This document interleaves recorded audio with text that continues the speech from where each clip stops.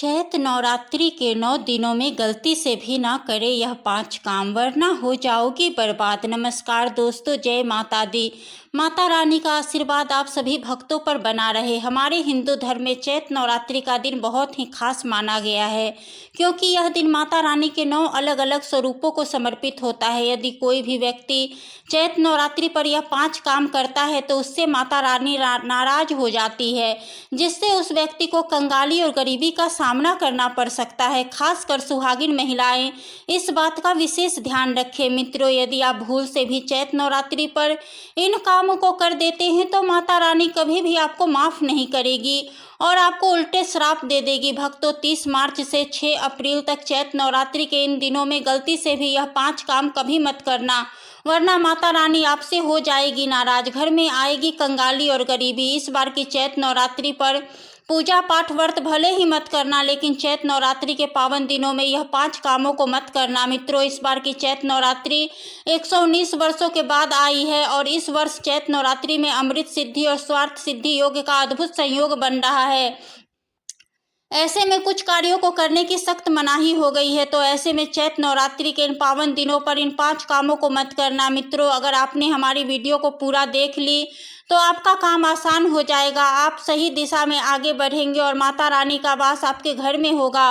दोस्तों, पूज्य गुरु जी ने भी अपनी कथा में बताया है कि चैत नवरात्रि पर गलती से भी महिलाओं और पुरुषों को यह 5 काम नहीं करने चाहिए। और भक्तों, इस बार की चैत नवरात्रि को हल्के में लेने की भूल कभी न करें, क्योंकि इस बार की चैत नवरात्रि 150 सालों के बाद महाकुंभ की समाप्ति के बाद पड़ रही है। इसलिए विशेषकर भक्तों, चैत नवरात्रि के दिन आपको इन कामों को करने की सख्त मनाही होती है। अगर कोई भी स्त्री हो या पुरुष बिना जानकारी के इन कार्यों को करता है तो उससे देवी माता रुष्ट हो जाती है और उसे आजीवन निराश रहना पड़ता है, क्योंकि इस बार कई वर्षों बाद ऐसा दुर्लभ संयोग बना है। इस बार की चैत नवरात्रि बहुत ही दुर्लभ संयोग में पड़ रही है। साथ ही जानेंगे कि चैत नवरात्रि पर आप कौन से उपाय करें जिससे आपको अपने जीवन में धन की प्राप्ति हो। साथ ही इस बार वीडियो में हम जानेंगे कि आपको चैत नवरात्रि पर 5 गलतियों को कभी करना नहीं चाहिए। इन 5 गलतियों को कारण आपको 7 जन्मों तक निर्धन रहना पड़ सकता है। साथ ही भक्तों, हम आपको इस वीडियो में बताएंगे कि वह कौन सी 3 काम है जो हमें चैत नवरात्रि पर जरूर करने चाहिए। तो भक्तों, आज की यह वीडियो बहुत ही ज्ञानवर्धक वीडियो होने वाली है, तो आप अपने फायदे के लिए इस वीडियो को अंत तक जरूर देख कर जाइएगा। मित्रों, आज की इस वीडियो में आप लोग को चैत नवरात्रि के दिन वह ऐसी कौन सी 5 गलतियां हैं जो आपको नहीं करनी चाहिए, एवं इस दिन आपको क्या खाना चाहिए, क्या नहीं खाना चाहिए, जिससे परिवार में दोष न लगे, और चैत नवरात्रि के दिन किए जाने वाले रामबाण उपाय भी बताएंगे और आपको इस दिन किन किन बातों का ध्यान रखना है। और इसी के साथ इस बार चैत नवरात्रि पर आपको कौन से 3 काम करने से बचना चाहिए, यह सारी जानकारी मैं आपको इस वीडियो में दूंगी।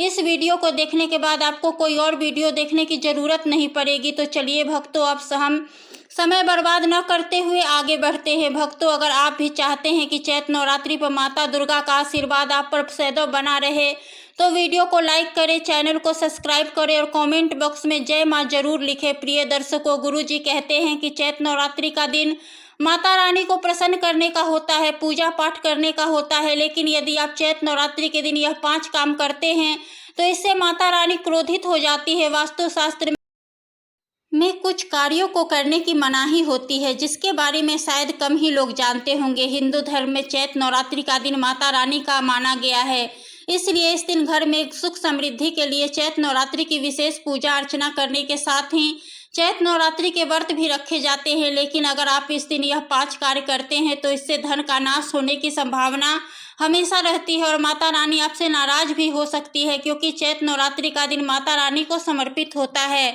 और हर व्यक्ति के घर में माता रानी का होना बहुत जरूरी होता है, क्योंकि आजकल बिना भगवान की कृपा से जीवन अत्यधिक कष्ट से भरा हो जाता है। इसी के साथ जानते हैं कि चैत नवरात्रि पर आपको क्या करना चाहिए, क्या नहीं करना चाहिए। हमारे हिंदू धर्म में एवं प्राचीन ग्रंथों में सभी तिथियों को चैत नवरात्रि को सर्वश्रेष्ठ माना गया है और चैत नवरात्रि का दिन माता रानी को समर्पित है। इस दिन किए गए उपवास, जप, तप, ध्यान का विशेष महत्व होता है। शास्त्रों में बताया गया है कि चैत्र नवरात्रि के दिन किया गया कोई भी उपाय कभी बेकार नहीं जाता। शास्त्रों के अनुसार इस दिन अत्यंत ही पुण्य एवं मंगलकारी तिथि पर कुछ ऐसे कार्य हैं जिनको करना वर्जित बताया गया है। ऐसा करने से व्यक्ति को जीवन में कई तरह की परेशानियों का सामना करना पड़ता है और माता रानी का गुस्सा का भी सामना करना पड़ता है। आइए जानते हैं चैत्र नवरात्रि पर ऐसे कौन से कार्य हैं जिसको भूल कर भी नहीं करना चाहिए। चलिए जानते हैं पहली गलती के बारे में, जिसे कि हमें चैत्र नवरात्रि पर नहीं करना चाहिए। हमारे धर्मशास्त्र में स्पष्ट लिखा हुआ है कि चैत्र नवरात्रि का दिन स्वयं माता रानी का दिन होता है। ऐसे में कोई व्यक्ति गलती से भी मांस मंदिरा का प्रयोग करता है तो व्यक्ति 7 जन्मों तक वंशहीन हो जाता है। ऐसे लोग आकस्मिक दुर्घटना के शिकार भी हो सकते हैं। इसीलिए चैत्र नवरात्रि पर महिलाएं एवं पुरुष को घर में तामसिक चीजों का प्रयोग न करें और ना ही अपने घर में किसी भी सदस्य को करने दे। चलिए मित्रों जानते हैं अगले काम के बारे में। चैत्र नवरात्रि पर आपको अपना मन शांत रखना चाहिए। ऐसे शुभ एवं मांगलिक दिनों पर किसी से भी लड़ाई झगड़े या कलह क्लेश नहीं करना चाहिए। दोस्तों चैत्र नवरात्रि पर किसी महिला या कन्या का अपमान न करें। वैसे तो स्त्री का अपमान केवल एक दिन ही नहीं बल्कि कभी भी नहीं करना चाहिए। माता लक्ष्मी को स्त्री का स्वरूप माना जाता है। ऐसे में अगर आप चैत्र नवरात्रि के दिन किसी स्त्री को अपमानित करते हैं तो ऐसा करने से माँ लक्ष्मी का अपमान माना जाता है।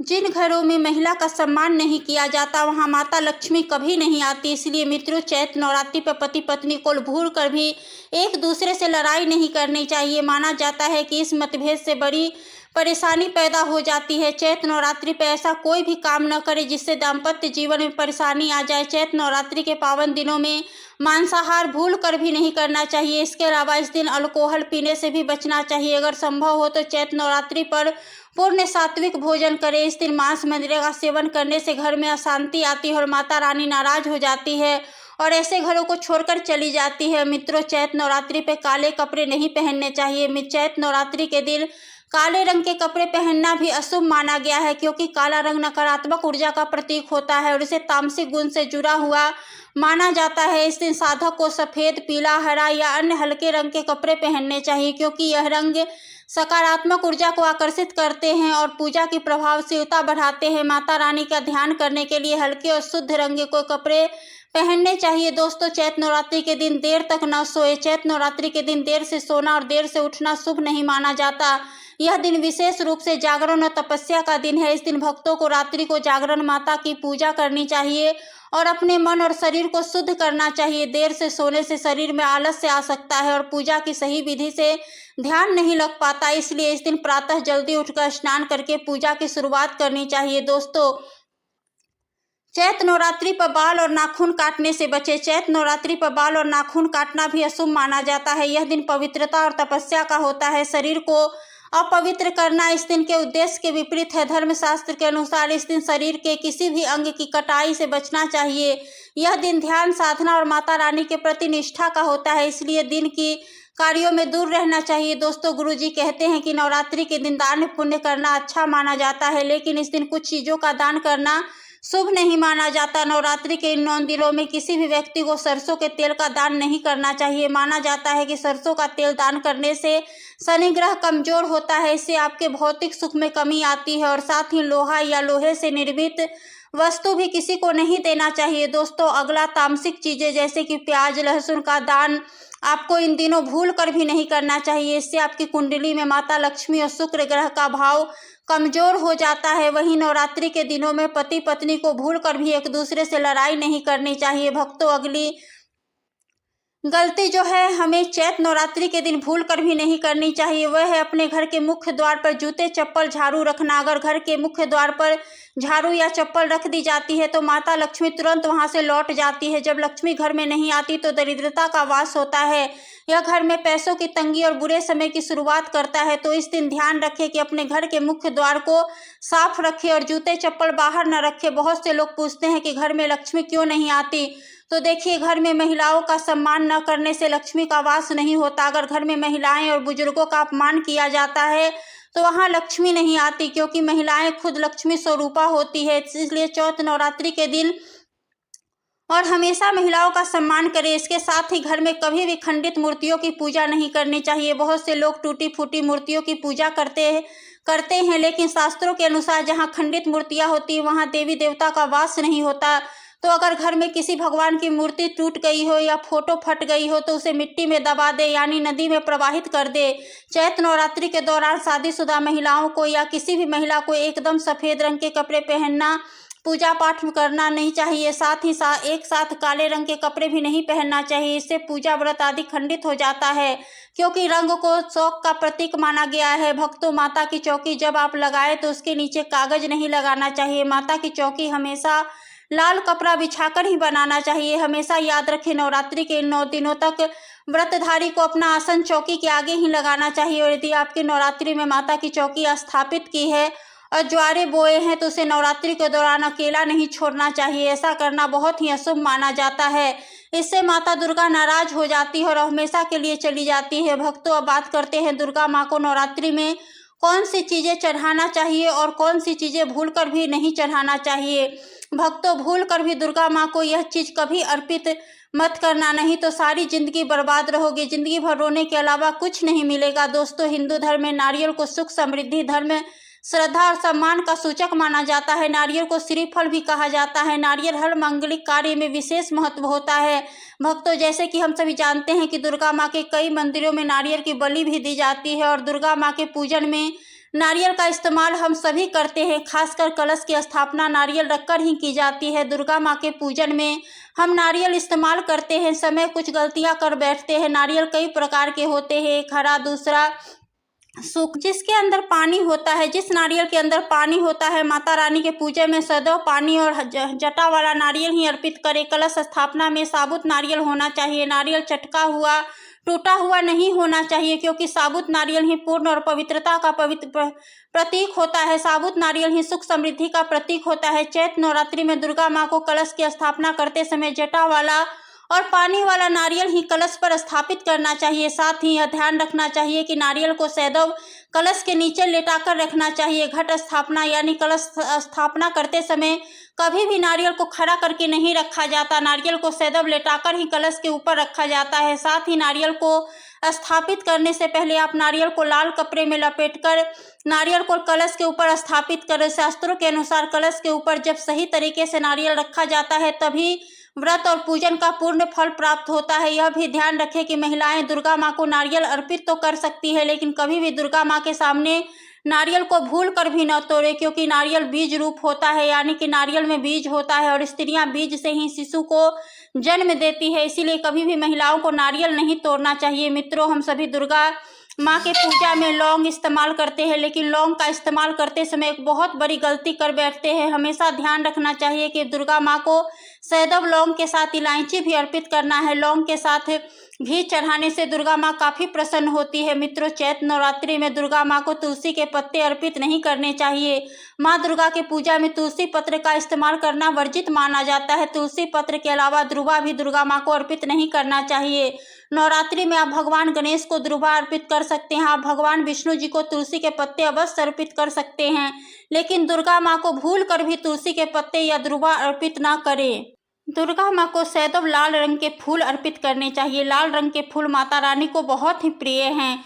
दोस्तों, अब आपको बताते हैं कुछ खास उपाय जो चैत्र नवरात्रि के दौरान किए जा सकते हैं और जो आपके जीवन में चमत्कारी बदलाव ला सकते हैं। 2025 में आने वाली चैत्र नवरात्रि को लेकर एक खास बात यह है कि यह नवरात्रि इस बार खास महत्व रखती है। शास्त्रों के अनुसार इस समय देवी दुर्गा की आराधना से आपके पाप समाप्त होते हैं और भगवान की कृपा से सुख, समृद्धि, शांति का आशीर्वाद प्राप्त होता है। इस दौरान किए गए खास उपाय आपके जीवन में अद्भुत बदलाव ला सकते हैं। हम आपको एक अद्भुत उपाय के बारे में बताने जा रहे हैं। मित्रों, यदि आप नवरात्रि के इस शुभ समय में करते हैं तो आपके जीवन में धन की वर्षा ला सकता है। यह उपाय एक खास पौधे की जड़ से जुड़ा हुआ है, जिसे शास्त्र में धन को आकर्षित करने वाला जड़ माना जाता है। इस जड़ को अपने घर में रखना बेहद शुभ माना जाता है और यकीन मानिए भक्तों, कुछ ही दिनों में आपके जीवन में सकारात्मक बदलाव दिखाई देने लगेंगे। आपके घर में खुशहाली आएगी, आपके बैंक बैलेंस में भी वृद्धि होगी। दोस्तों, यह कोई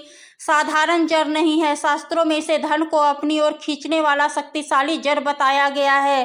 कहा जाता है कि इस जड़ में स्वयं त्रिदेव ब्रह्मा, विष्णु और महेश का वास होता है। यह पौधा इतना प्रभावशाली माना जाता है कि इसकी जड़ में पूरे ब्रह्मांड की ऊर्जा समाई हुई है। दोस्तों, अगर आप भी चैत्र नवरात्रि के दौरान इस पौधे की जड़ को अपने पास रखते हैं तो यह आपके जीवन में गजब के बदलाव ला सकते हैं। बस यह जड़ आपको चैत्र नवरात्रि में लाना होगा, फिर आपको धनवान बनाने से कोई नहीं रोक पाएगा।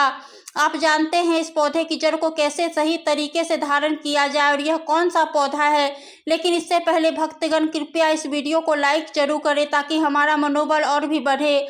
और इस खास समय पर दुर्गा माता की कृपा प्राप्त करने के लिए कमेंट में जय माता दी जरूर लिखें। यह पौधा इतना चमत्कारी है कि हमारे प्राचीन ग्रंथों में इसकी विशेषताओं की तारीफ की गई है। पुराने समय में लोग इस पौधे की महिमा से भली भांति परिचित थे और जैसे ही उन्हें यह पौधा मिलता वे इसका सम्मान करते हुए तुरंत इसका सही उपाय करते थे। शास्त्रों के अनुसार अगर आप चैत्र नवरात्रि के दौरान इस पौधे की जड़ को धारण करते हैं तो यह आपके पितरों का आशीर्वाद लेकर आएगा और आपके जीवन में सुख, समृद्धि और शांति का वास होगा। दोस्तों, आप में से कई लोग इस पौधे को चिरचिरा या अपामार्ग के नाम से जानते हैं। यह पौधा अपने आप में बहुत फायदेमंद माना जाता है, खासकर लक्ष्मी प्राप्ति के लिए विशेष होता है। इसके तने, पत्ते, फल और जड़ में ब्रह्मा, विष्णु, महेश का वास होता है। अगर आपने सही तरीके से इस पौधे की जड़ का उपयोग किया तो यह निश्चित रूप से देवी दुर्गा की कृपा आपके ऊपर बरसाएगी। यह पौधा सामान्य आपके आसपास पाया जा सकता है और यह आपके जीवन की समस्याओं को सुलझाने में बेहद प्रभावी माना जाता है। आपको इसके तने,